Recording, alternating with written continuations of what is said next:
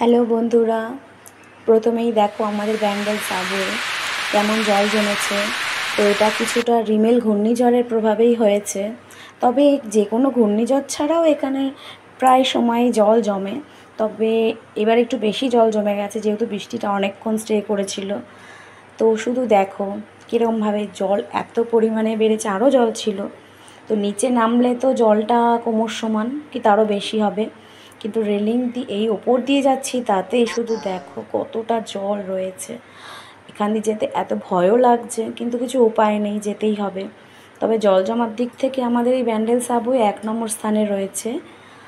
যারা ব্যান্ডেলে এসেছো বা এখানে মানে জানো, তারা জানবে নিশ্চয়ই। শুধু দেখো। তবে এই যাওয়ার সময় একটা গান মনে পড়ে যাচ্ছে, এই পথ যদি না শেষ হয়। কিন্তু কিছু করার নেই, শেষটা করতেই হবে, পৌঁছাতে হবে। নাহলে এই জলে যে কী হবে তাই ভাবছি। এত নোংরা জল, কিন্তু কি করব, আর এখান দিয়ে এসে যেতে হচ্ছে। তোমরা দেখো তোমাদের ওখানে কীরকম জল জমেছে জানিও। একটু জলটা এবার গেছে, একটু বেঁচেছি। দেখো শুধু কতটা দূর এই জল জমেছে, দেখতে পাচ্ছ তো।